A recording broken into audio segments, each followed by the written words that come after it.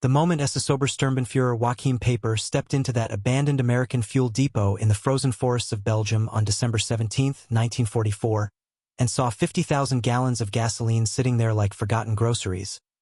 he understood with a clarity more devastating than any artillery barrage that Germany had already lost World War II, not because of strategy or courage or tactical brilliance, but because they were fighting an enemy so impossibly, obscenely wealthy that they could simply leave behind enough fuel to power his entire Kampfgruppe for a week without even bothering to torch it,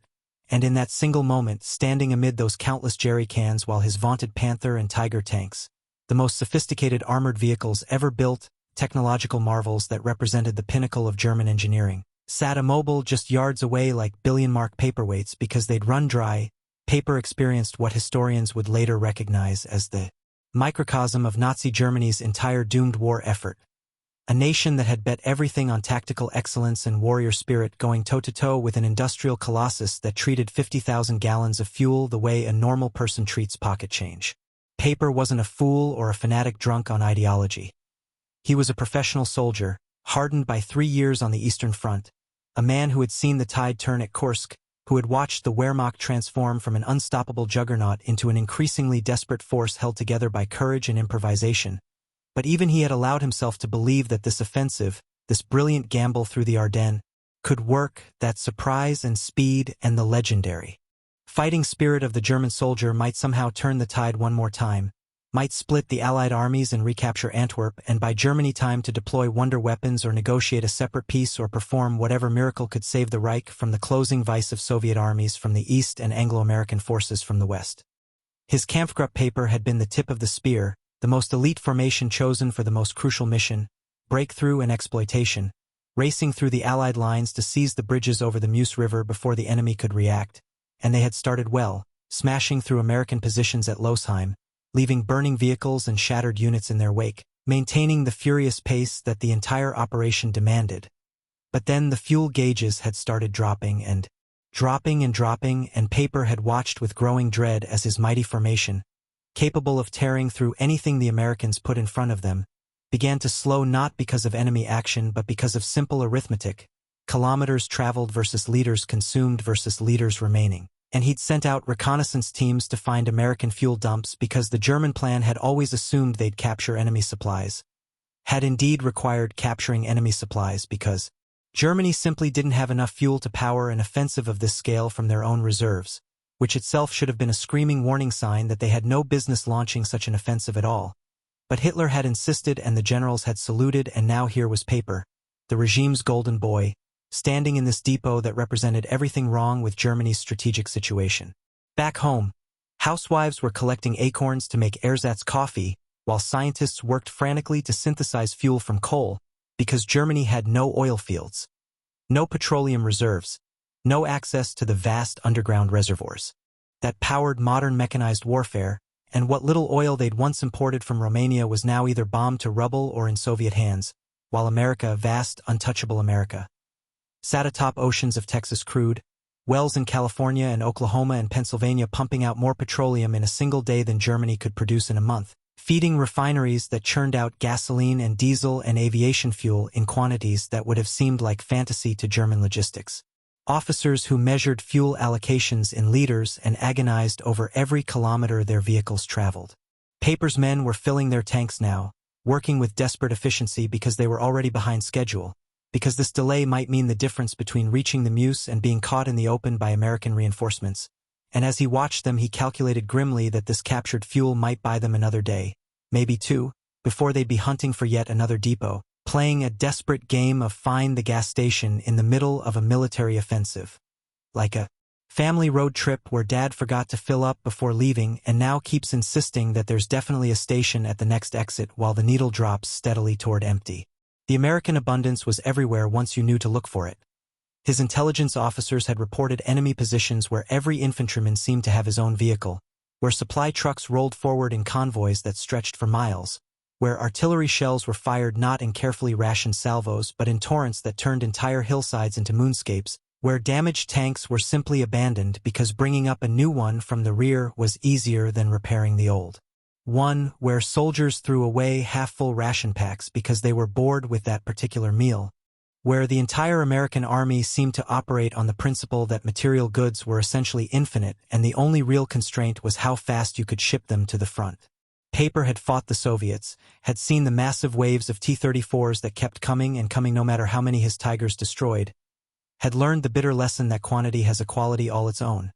But even the Soviet advantage had been primarily in manpower and a willingness to accept staggering casualties, whereas the Americans brought something different, something more fundamentally insurmountable. They brought an economy so vast that they were fighting a global war on multiple fronts while simultaneously raising their civilian standard of living, building bombers and battleships and tanks and trucks in quantities that sounded like propaganda exaggeration until you saw the evidence with your own eyes, until you stood in a fuel depot that represented a rounding error in the American logistics chain while your own side was running out of everything from rubber to copper to food. The German soldier was still superior man for man. Peiper believed this deeply, had seen it proven in countless engagements where outnumbered Wehrmacht units had defeated larger American forces through superior tactics and fighting spirit. But what did individual superiority matter when the enemy could afford to lose 3 tanks for everyone you killed and still come out ahead, when they could bomb your factories around the clock while their own industrial heartland sat safely across an ocean, when they could replace losses in weeks that would take you months or years to replace if you could replace them at all?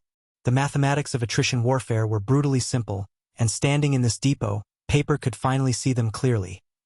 Germany was a nation of 80 million people, already bled white by years of war on multiple fronts, facing a combined enemy population of hundreds of millions, backed by industrial capacity that outstripped the Reichs by factors that varied depending on what you measured but were always devastatingly in the enemy's favor. The Americans were making movies about the war while fighting it, keeping their baseball leagues running, producing consumer goods alongside military equipment, treating the greatest conflict in human history as something they could handle with one hand while the other hand stayed focused on peacetime pursuits. And this casual omnipotence, this ability to fight a total war without actually committing totally to that war, revealed a depth of resources that made German efforts at total mobilization look like a child's piggy bank compared to Fort Knox. Peiper thought about his Tiger tanks, magnificent machines that required hundreds of man-hours to build, that represented the absolute pinnacle of German engineering skill and metallurgical expertise, that cost a fortune in resources and could dominate any battlefield they reached. But they burned fuel at a rate that made strategic movement almost impossible. They broke down constantly because their sophisticated systems had been pushed beyond reasonable complexity. They required specialized parts and trained mechanics and careful maintenance, and for all their individual superiority they were being built at a rate of maybe a dozen per month while the Americans were churning out Sherman tanks like sausages, crude and simple and inferior in almost every measurable way except the only one that ultimately mattered.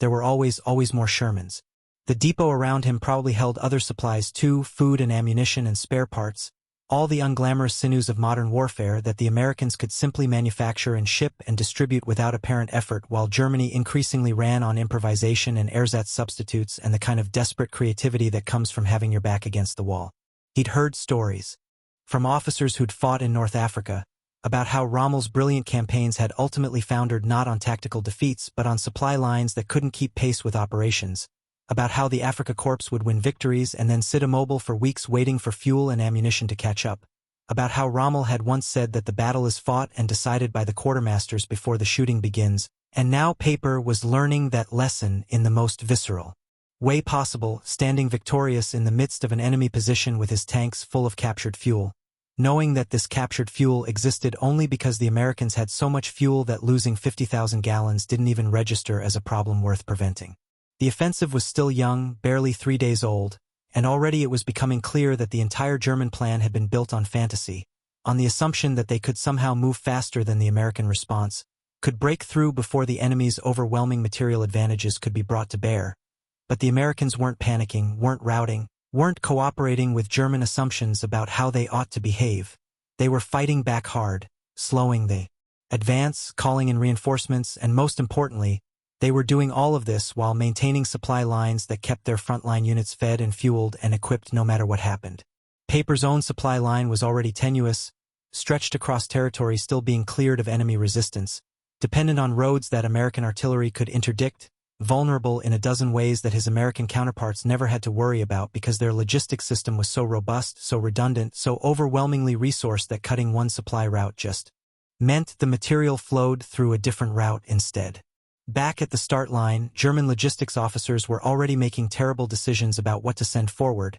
rationing artillery ammunition to preserve supplies, restricting fuel deliveries to maintain reserves, all the careful calculations of an economy at the breaking point trying to sustain one last offensive, while somewhere in the American rear, supply sergeants were probably filling out forms in triplicate to request replacement stocks of fuel that would show up within days, processed through a logistics system so vast and efficient that it treated the resupply of entire armies as a routine administrative task rather than a strategic challenge. The cold was getting worse, and Peiper knew that weather was supposed to be Germany's ally in this offensive, grounding the Allied air forces that had made movement in daylight so costly.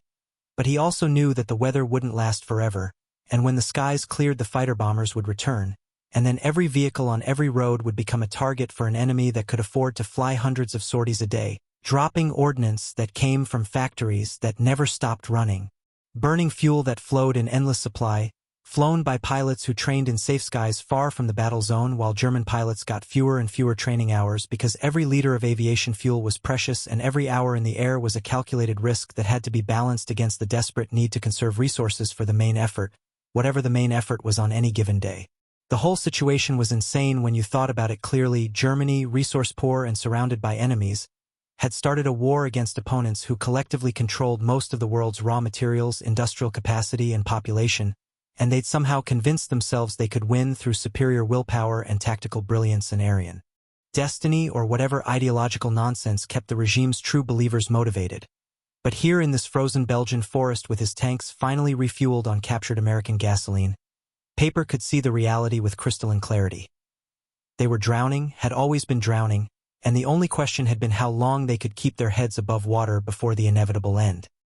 His men were ready to move now, the tanks fueled and the column reformed, and Peiper would give the order to advance because that's what professional soldiers did. They followed orders and executed missions and trusted that someone higher up the chain of command knew what they were doing even when all evidence suggested otherwise, and maybe they'd reach the Meuse, maybe they'd accomplish their objective against all odds, maybe German tactical excellence would triumph one more time over American material abundance. But Peiper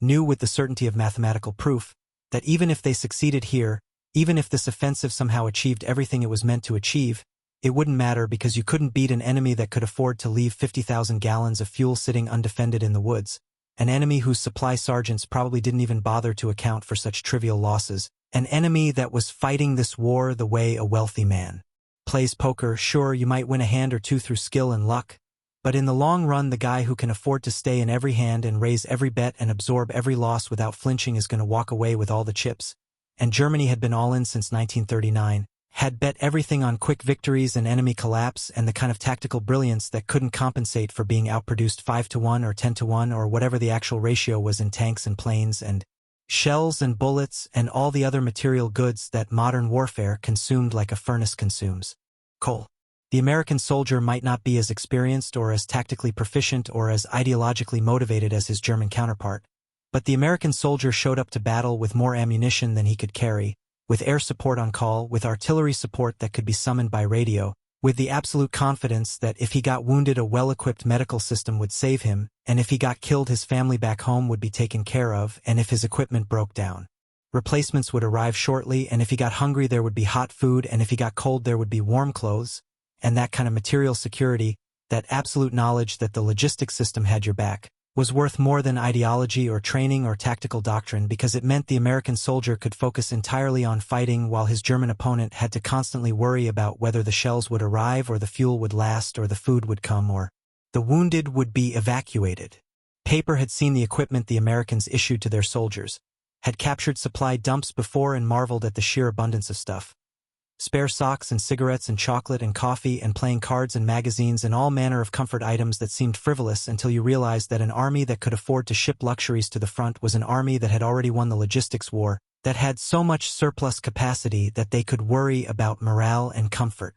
instead of just bare survival. The Germans had been fighting on decreasing rations for years now, watching the daily bread allowance shrink and shrink, making do with ersatz everything, ersatz coffee from acorns, ersatz rubber from synthetic processes, ersatz gasoline from coal liquefaction, a whole economy of substitutes.